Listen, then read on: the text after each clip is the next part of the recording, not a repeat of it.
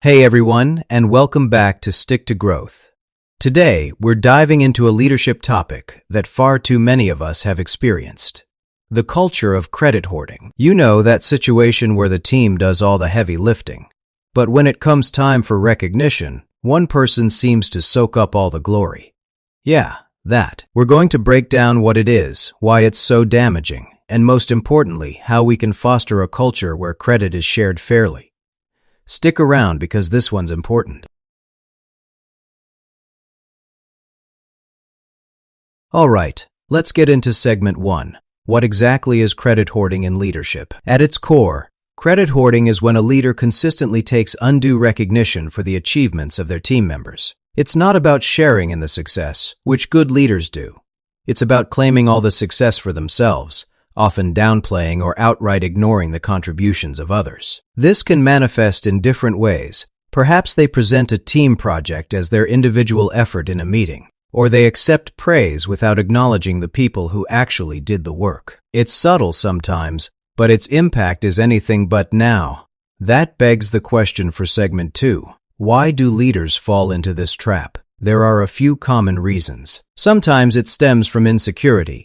A leader might feel their own position is precarious, and taking credit is a way to prove their value. Other times, it is a lack of trust in their team, believing that they're the only ones capable of delivering results. So by extension, any success must ultimately be theirs. Pressure from above can also play a role, where leaders are driven by individual metrics rather than team success. And unfortunately, some leaders simply have an inflated ego and genuinely believe they are the sole drivers of success.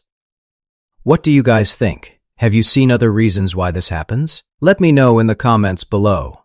Moving on to segment 3, and this is where it gets serious: the damaging impact of credit hoarding. The negative effects ripple throughout an organization. First, and perhaps most obviously, it crushes team morale. When people feel their hard work isn't recognized, they become disengaged, demotivated, and resentment builds. This leads to a decline in productivity and innovation. Because why put in extra effort if it won't be acknowledged? It also erodes trust within the team and towards the leader, making collaboration difficult. Ultimately, this often leads to high turnover rates as talented individuals seek environments where their contributions are valued. It's a vicious cycle that can severely damage a company's culture and bottom line. So, how do we fix it? That brings us to segment 4, how to combat credit hoarding and build a culture of shared success. For leaders, it starts with self-awareness and humility. Consciously make an effort to amplify your team's voices and highlight individual contributions. When presenting team achievements, use "we" instead of "I" and specifically name team members who made significant impacts.